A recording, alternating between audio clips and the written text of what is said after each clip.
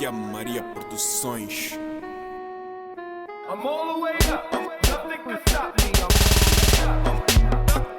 Donc, moi je m'appelle Ophélie, je suis originaire de Strasbourg.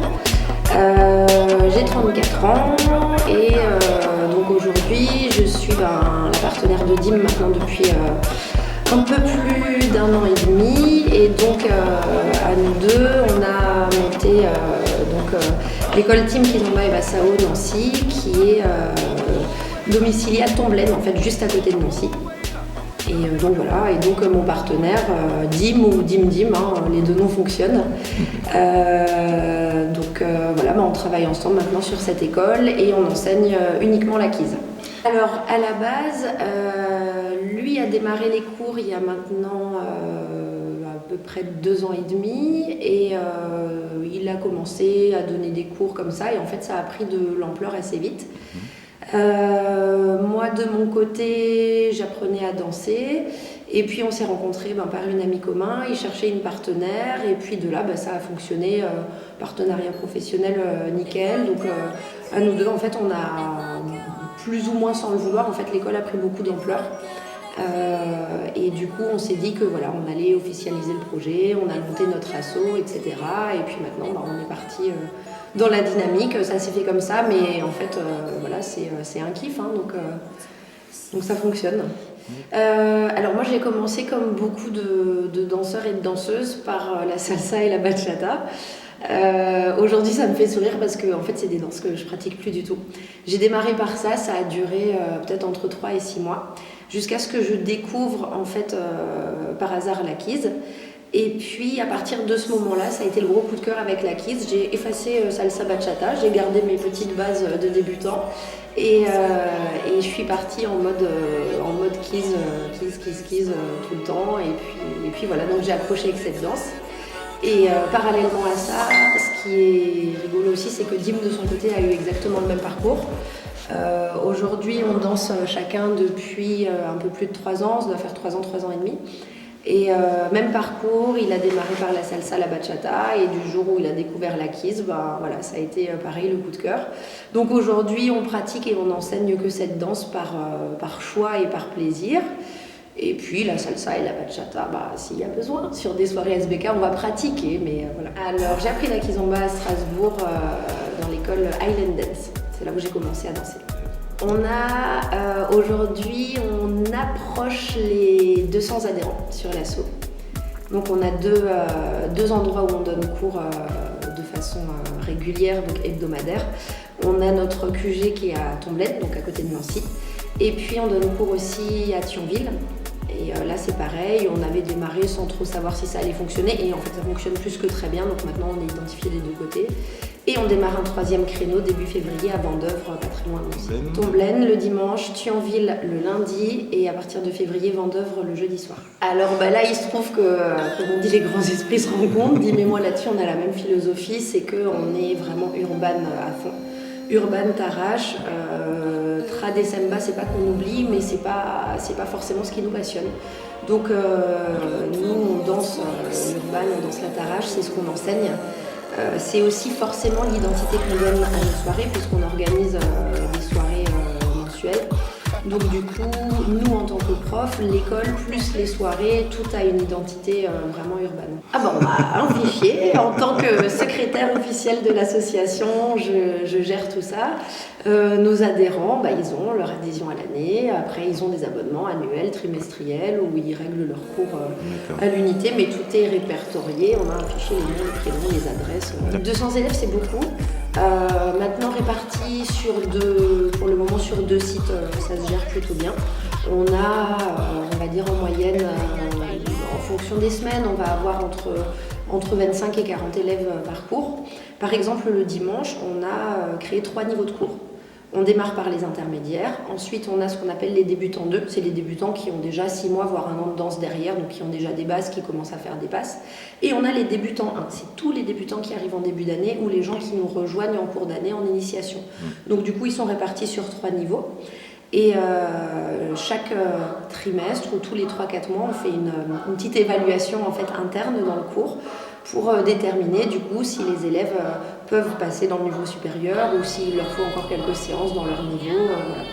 C'est le principe. En fait, on a effacé la principale difficulté qu'on a rencontrée l'an passé. Avant de faire 3 niveaux, on avait 2 niveaux, un peu comme partout, débutants, intermédiaires.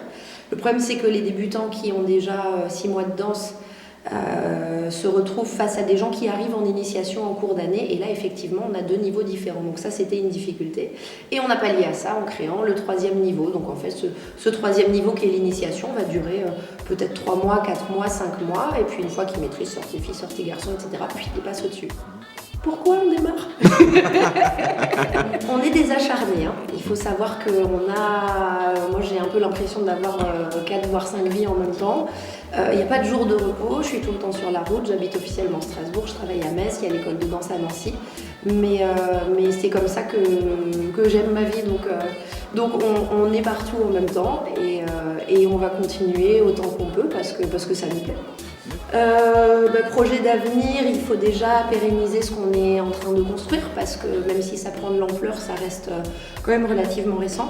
Donc la première chose, c'est déjà d'arriver à faire durer tout ça dans le temps. Aujourd'hui, l'asso, elle est officiellement créée depuis début juin 2016, donc elle n'a pas tout à fait 1 an. Donc déjà faire durer ça dans le temps. Continuer sur l'organisation des soirées, aller un peu plus loin dans l'organisation, mais ça c'est nos projets qui sont encore secrets que vous allez découvrir si vous nous suivez. Et puis voilà, ouais, des projets on en a parce qu'après on n'est pas tout seul en tant que prof, on est une équipe dans l'école. Il y a Dim et moi qui donnons cours, ça c'est une chose. On a 2 DJ qui travaillent avec nous, donc il y a DJ Levis et Selecta Mao. On a une équipe de taxi danseurs. Donc en fait on ne propose pas une prestation mais au final on peut proposer 3 prestations différentes. Donc ça fait partie aussi des choses qu'on aimerait pérenniser, agrandir notre équipe de taxi. Alors on a, qui dit association dit bénévole, hein, parce que à partir du moment où, surtout sur l'organisation des soirées, on ne peut pas fonctionner si on n'a pas une équipe de bénévoles autour de nous. Voilà, on organise une soirée, il faut faire tourner l'entrée, les vestiaires, la buvette, le ménage, enfin voilà, tout ce qui fait qu'une soirée fonctionne. À la base, c'est une équipe de bénévoles, plus les organisateurs, parce que les organisateurs seuls ne peuvent strictement rien faire. Et donc on a des adhérents de notre asso qui nous aident en fait systématiquement sur les soirées et en plus des membres de l'asso.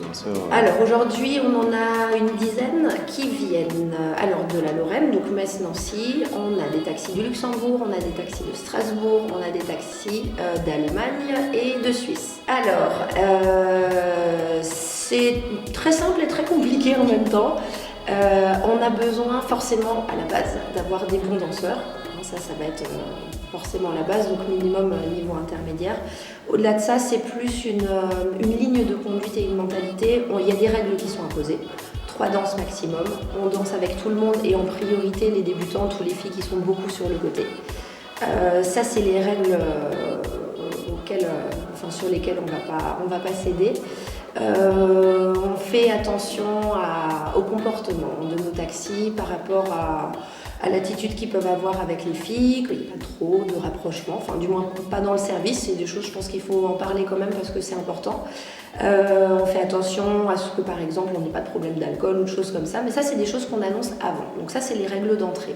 Après, être taxi c'est un choix, ça veut dire que c'est des gens qui sont bons techniquement mais qui doivent être humbles parce que c'est avant tout un partage, ça reste un travail.